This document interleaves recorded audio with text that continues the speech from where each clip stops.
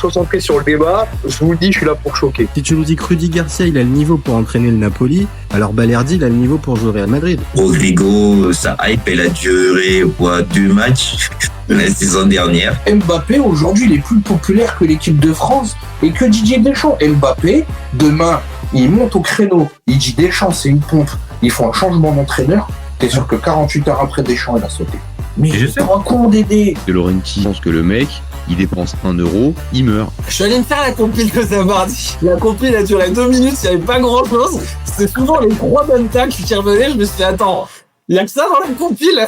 Guardiola, meilleur coach de l'histoire. C'est même pas le meilleur coach de l'histoire du Barça. Il faut arrêter avec Payet, c'est un grand joueur. Alex Ferguson, c'est juste un Giroud qui a eu beaucoup de moyens. C'est pour ça qu'il a réussi. Pendant des années, on se faisait dérouiller à chaque gros match. Ça fait penser à Rudy Garcia. Le match, il va débuter. Les 11 sur le terrain, ils vont se caguer dessus. On va sortir les pop-corn, on va observer tout ça. On va mourir, on va tous mourir. Moi, je n'y crois pas. On va se faire éliminer comme des putes. J'en suis sûr. J'ai déjà tout prévu. Le paquet de mouchoirs. Je veux pas avoir ça. Si t'enlèves le championnat anglais, allemand, espagnol, italien, portugais, lituanien, la Ligue 1, c'est le meilleur championnat européen. Mbappé, c'est un remplisseur de brouettes. Par contre, quand il faut aller trousser les grosses équipes, malheureusement, c'est lui qui se fait remplir.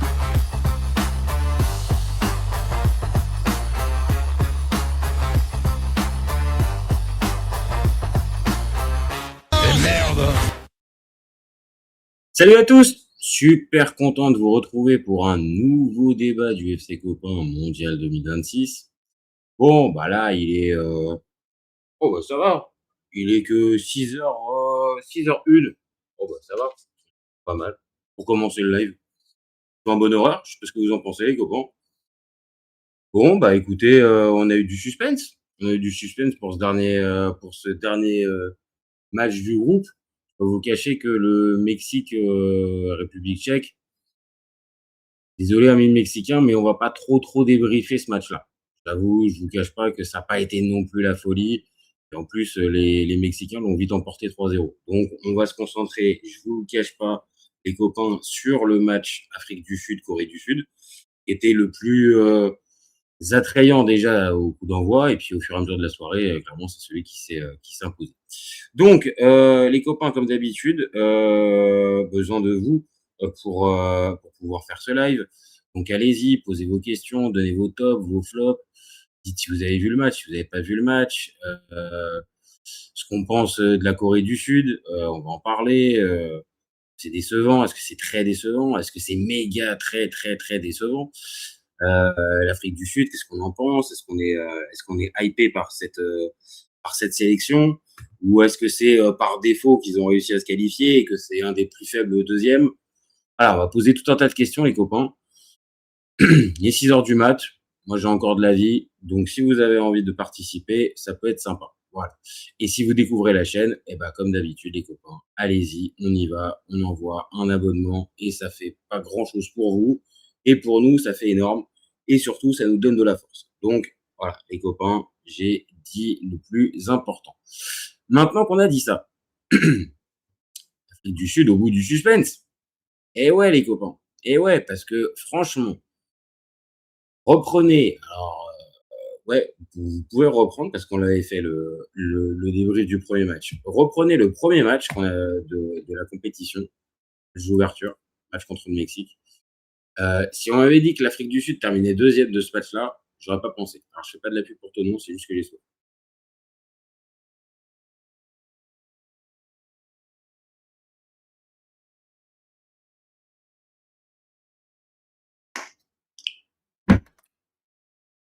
Les copains, faut boire.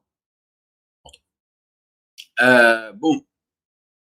Donc ouais, après le premier match, j'aurais pas pensé véritablement que nos amis sud-africains, ils allaient terminer à la deuxième place. Vraiment. Parce que c'était faible. C'était aussi décevant que leur CAN 2025, où ils étaient sortis un peu de manière anonyme dans un match, certes, disputé face au Cameroun, mais franchement, c'était décevant. Donc là, après le premier match, on s'est tous dit, je pense, bah, ils vont nous refaire la même chose. Ils vont nous refaire la même chose que d'habitude et ils vont se faire, ouais, sortir peut-être tête haute, mais sortir quand même. En plus, ils finissaient à 9.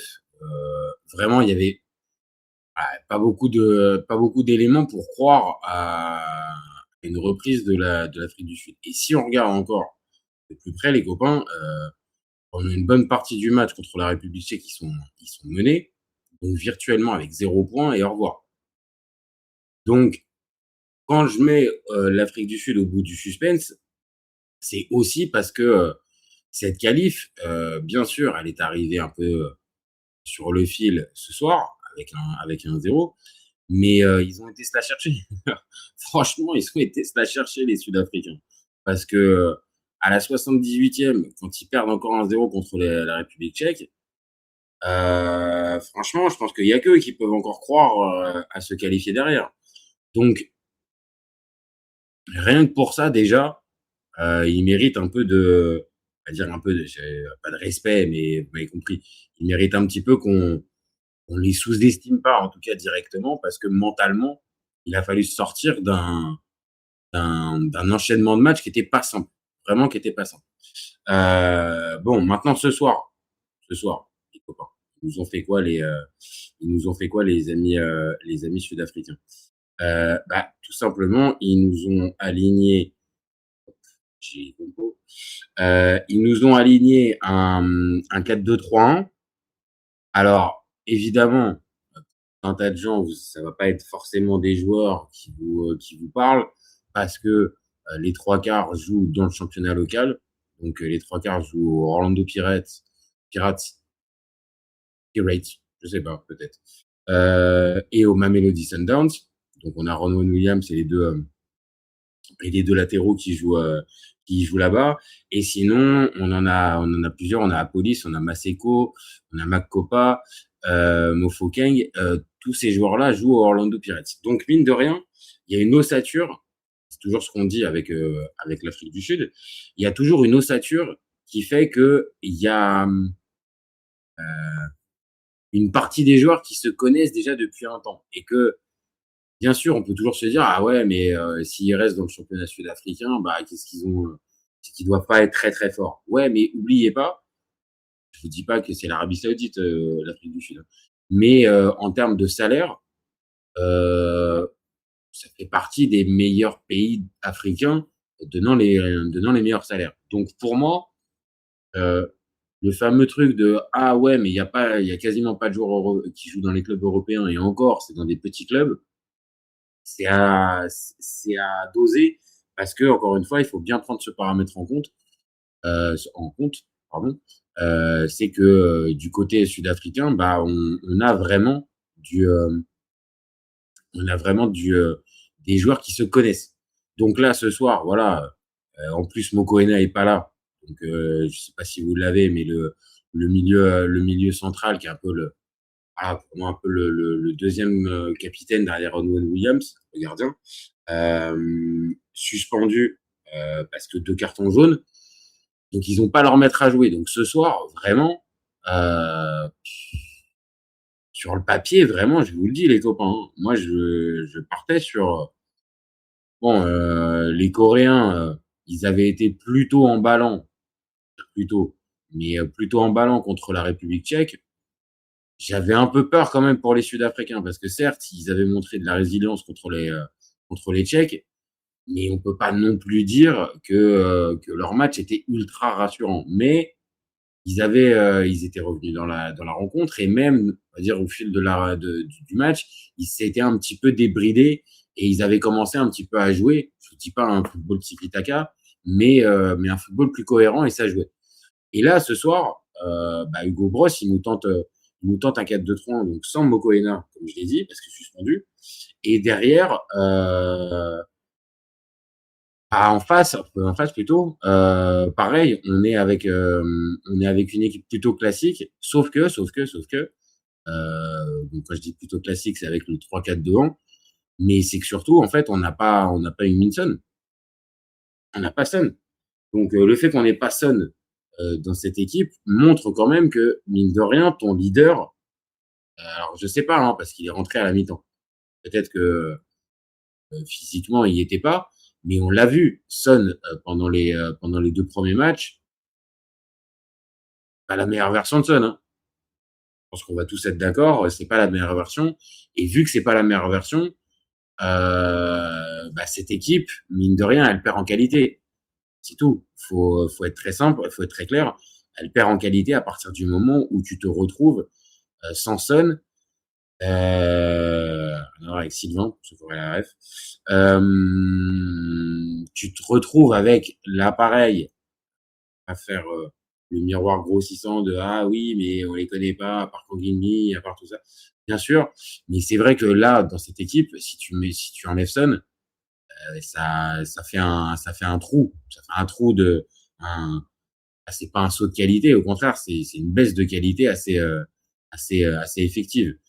Donc, voilà, sur le papier, on a un 4-2-3-1 contre un 3-4-2-1 et assez vite, et j'ai les stats de la rencontre, assez vite, en fait, les Coréens vont commencer très fort, comme ils avaient un peu eu cette attitude-là contre la République tchèque, beaucoup moins contre le Mexique. Et d'ailleurs, c'est une vraie question. C'est pourquoi cette équipe, elle est passée d'un stade où vraiment, elle était, je dis pas emballante, mais vraiment intéressante contre la République tchèque, et comment elle a pu passer là maintenant à ouais, je vais pas mentir, une équipe quelconque, vraiment quelconque. Euh, on va dire prudente en plus, qui attend, on va dire, avant d'essayer de piquer. Alors que pour moi, ils ont les joueurs. Alors oui, il y a toujours ce déficit de gabarit, bien sûr. Ah, non, le foot, ça se résume pas non plus qu'à une histoire de gabarit à chaque fois.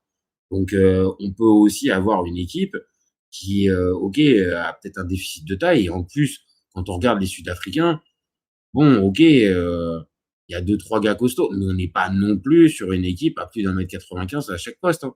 Donc, je sais pas pourquoi cette équipe coréenne, elle a aussi peu proposé, en fait. Et elle s'est retrouvée, bien sûr, avec très vite le ballon qui lui a été donné, et ils avaient bien étudié leur coup, les Sud-Africains. Parce qu'au final, leur laisser la balle, ils n'ont pas fait grand-chose. Et il y a qu'à regarder en fait les stats, 1,1 de XG pour l'Afrique du Sud et 1 pour la Corée.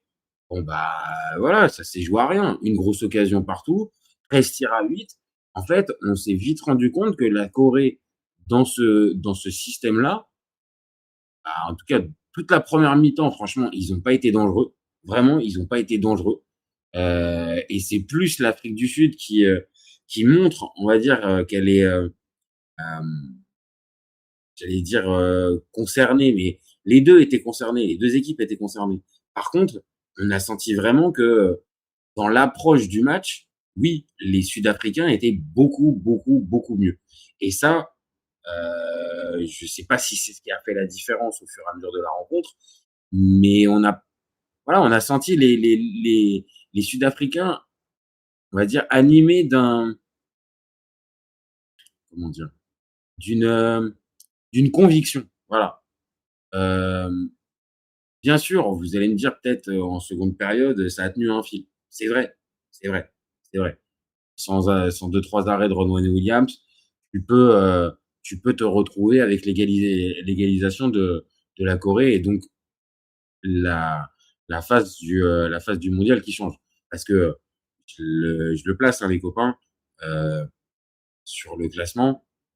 Ce soir, c'était victoire obligatoire pour les Sud-Africains. C'était obligatoire. Parce que là, s'il n'y a pas victoire, en fait, ça finissait avec 2 points.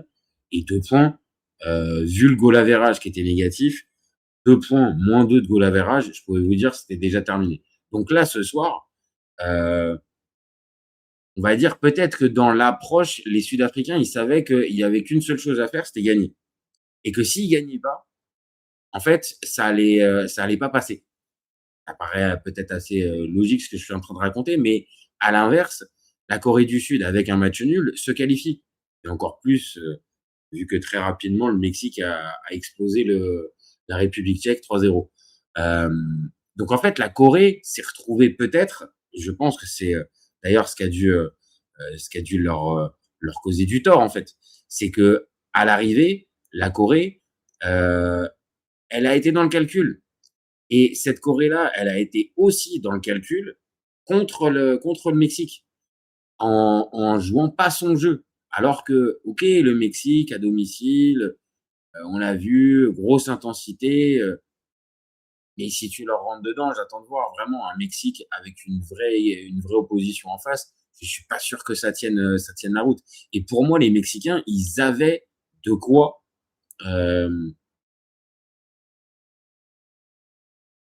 proposer autre chose. Et ne serait-ce que juste sur ce match contre le Mexique, bah oui, si tu joues pas l'épicier à ce point-là, bon, après, c'est le gardien qui fait n'importe quoi. Il fait une boulette énorme à ce moment-là. Mais si tu fais pas l'épicier à ce moment-là, à jouer vraiment derrière et limite un peu contre nature, ah, peut-être que tu finis avec les 4 points, voire même peut-être 6. Et auquel cas, là, ce dernier match, rien à jouer. Au pire, peut-être la première place. Ouais. Mais dans l'approche, déjà, ce deuxième match, il est raté. Et là, ce soir, ils sont encore, pour moi, hein, c'est ma conviction, ils sont encore dans le calcul. Et cette équipe coréenne, bah, elle vient de l'expérimenter. Dans le calcul, il y a beaucoup de sélections qui peuvent leur être supérieures. S'ils jouent leur jeu, je pense vraiment, quitte à se découvrir un peu et à laisser peut-être des espaces, mais s'ils tentent véritablement, on va dire, de jouer leur jeu, je pense qu'ils auraient été en capacité largement de passer le tour ou au moins d'avoir un meilleur total de points en étant troisième. Mais là, vraiment, c'est vraiment dommage. C'est vraiment dommage pour eux parce que il y a des joueurs de talent. On aurait bien aimé continuer de voir cette équipe. Maintenant, attention, hein, je me place, je suis en train de parler d'eux limite au passé. Maintenant, il faut être très clair. Hein, on va attendre la fin des autres groupes pour voir parce que ils sont troisième avec 3 points et moins 1 de différence de but. Pour exemple, l'Écosse qui a fini elle aussi ses 3 matchs dans le groupe C, elle finit avec 3 points et moins 2 de goal average. Donc, même pas, moins 3 même. Moins 3 de goal average. Donc, par exemple, la Corée du Sud est devant l'Écosse dans le classement des meilleurs troisièmes. Donc, c'est pas terminé complètement. Il y a peut-être encore un espoir pour les Coréens. Et auquel cas, bah, on le sait, je vous le partage à chaque fois. Mais si ça vient à se qualifier, bah, évidemment, les je l'ai plus. Les Coréens se mangeraient à un 8e de finale, à un 16e de finale contre un premier de groupe. Autant vous dire que ça serait pas forcément régalade. Mais ils sont pas encore éliminés complètement. Magie de la Coupe du Monde à 48, c'est que même avec 3 points, 2 défaites en 3 matchs, tu peux encore te qualifier. Ah, c'est quand même à préciser. Faut pas non plus leur enlever aux Coréens. Maintenant, voilà, ça sent quand même pas très très bon. Et il y a quand même de fortes chances, je pense, qu'ils se retrouvent peut-être juste derrière à la limite. Je pense que ça va jouer de toute façon au goal average, ces histoires, voire même au nombre de buts marqués. Et au nombre de buts marqués, bah, hormis le premier match où ils en ont mis 2 face à la République tchèque, les 2 autres matchs, ils en marquent pas. Donc, en plus, ils ont pas beaucoup de buts marqués. Donc, vraiment, c'est raté. Et vas-y, j'ouvre la comment non, je l'ouvre pas tout de suite. On reste encore un tout petit peu sur les stats, sur les stats du match. Là, hop, elles sont ici. Sur les stats de match, voilà, c'était quand même assez serré. Ça s'est joué à pas grand chose. Ce but de Maseko, très joli but d'ailleurs, très belle frappe. Le gardien coréen là pour le coup peut rien faire alors qu'il a fait plutôt des jolies parades pendant le mondial, même si aussi il a coûté 3 points contre le Mexique avec son relâchement de ballon. Mais voilà, ça se joue à pas grand-chose ce soir. C'est pas une victoire éclatante de la part de l'Afrique du Sud. Voilà, faut être mesuré, mais ça reste une victoire quand même, et une victoire super importante parce que j'arrête pas de vous le dire, ils se qualifient pour les 16e de finale. Et puis, bah, ce 16e de finale, les copains, où est-ce qu'il est? Il va être là. Voilà. Le 16e de finale, à nous donner contre qui? Ah, il y a Afrique du Sud, Suisse. Eh, il y a un monde où la Suisse, elle peut tomber dans le piège de l'Afrique du Sud, hein, les copains. La place, hein. Bien sûr, peut-être qu'au niveau des cotes et des bookmakers, la Suisse sera peut-être favori. Peut-être. Ce serait pas forcément déconnant, sachant qu'ils sont plus hauts au niveau classement FIFA et tout ça. Maintenant, sur ce qu'on a pu voir, la Suisse, ok, ils ont des momentum importants. On a fait le débrief tout à l'heure. Je vous invite à aller écouter ce qu'on a dit sur la victoire suisse et la première place. Maintenant, est-ce qu'on est vraiment ultra convaincu par le jeu de Murat Yakin, les compos, les matchs où ça passe au travers comme contre le Qatar?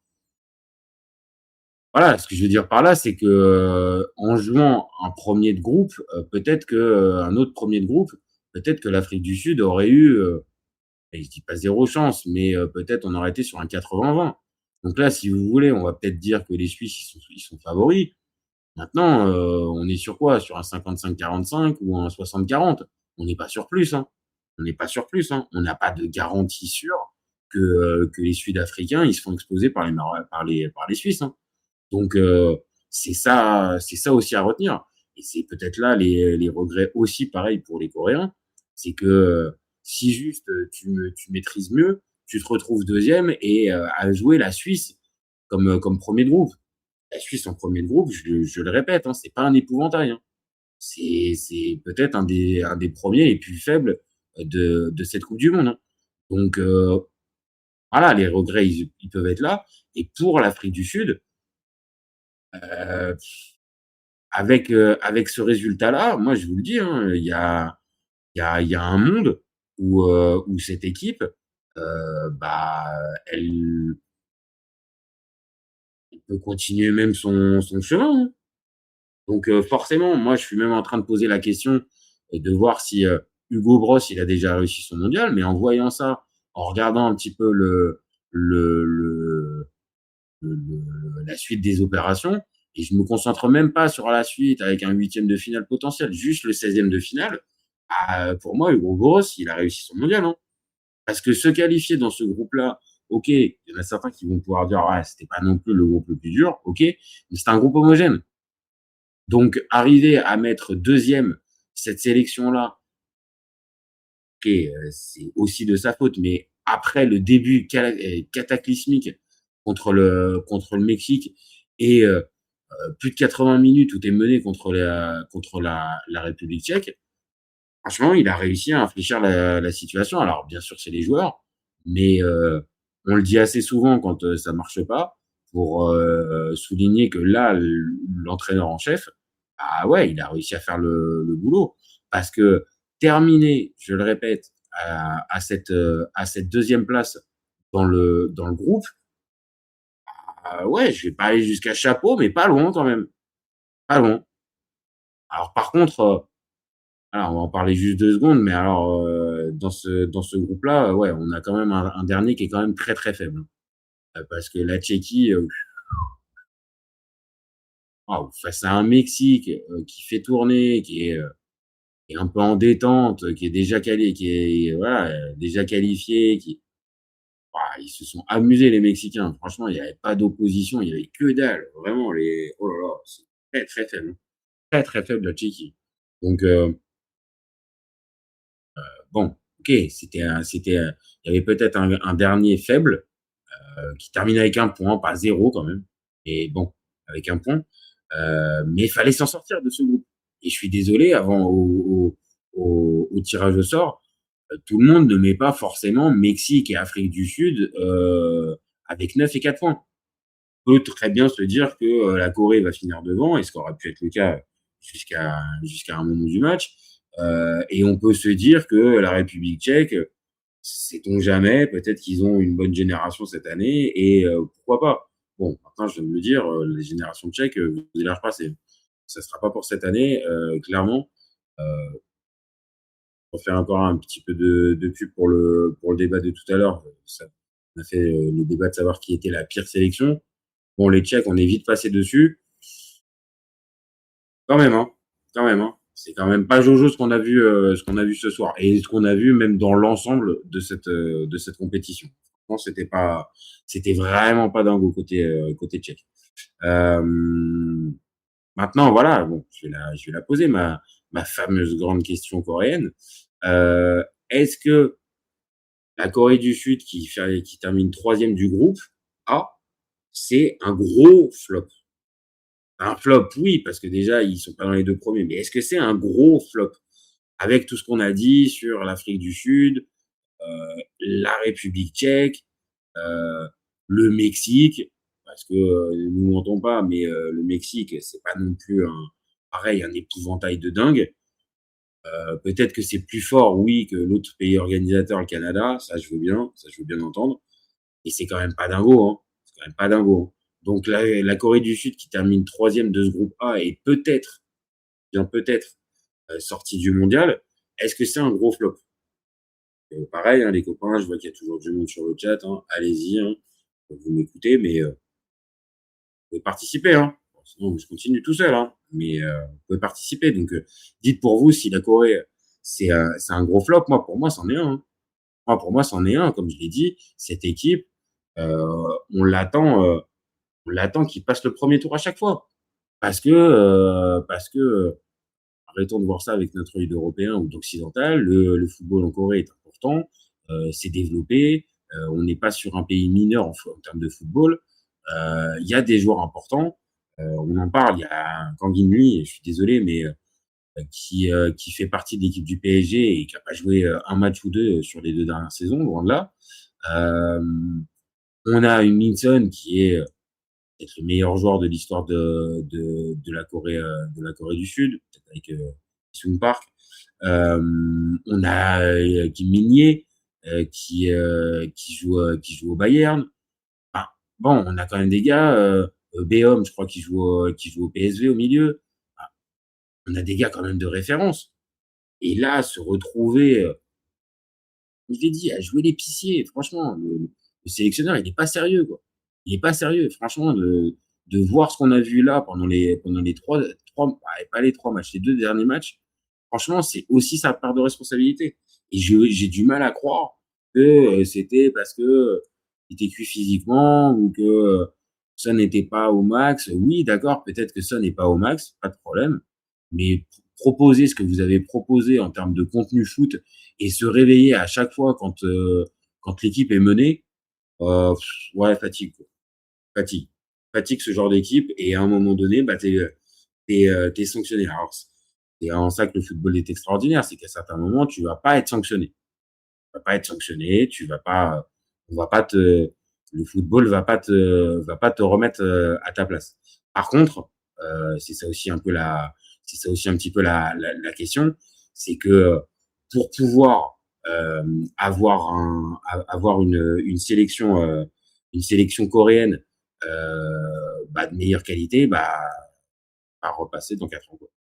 Parce que là, hormis la CAN, enfin la Coupe d'Asie des Nations, je vois pas ce qu'il va y avoir. Donc je sais pas, je suis désolé, mais je suis déçu par cette équipe coréenne.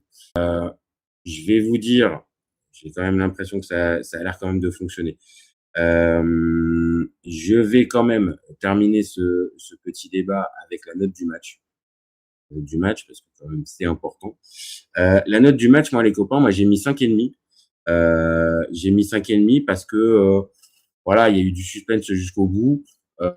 ça restait un match plutôt intéressant. Il y avait du déchet technique, il y avait quand même des trucs qui étaient pas bons, mais dans l'ensemble, je trouve que cette équipe sud-africaine qui tenait jusqu'au bout, moi ça m'a tenu en haleine, ça m'a hypé et j'ai validé. Voilà. Donc pour moi, cette équipe sud-africaine qui tient jusqu'au bout, ça donne un 5,5. Voilà, c'était pas le match du siècle, mais avec le suspense, comme je l'ai dit, pour moi ça rajoutait de la qualité. Voilà les copains. Donc je vais m'arrêter parce que j'ai vraiment la sensation que ça reprend pas. On a un vrai problème de connexion. Donc plutôt que de vous faire attendre bêtement, je préfère m'arrêter là pour ce soir. On va laisser l'ordi se reposer et peut-être que demain, ça sera beaucoup mieux. Donc, merci à tous d'avoir suivi. Le live sera dispo en replay dans quelques minutes. Il sera monté en podcast, donc il n'y aura pas les petites pauses dans quelques dizaines de minutes. Et puis, n'hésitez pas à commenter, liker, partager comme d'habitude. Abonnez-vous, on a besoin de ça. Et puis, vous gardez en tête qu'au FC Copain, comme d'habitude, on est ouvert toute l'année et encore plus pendant le Mondial 2026. Ciao, ciao les copains. Ciao.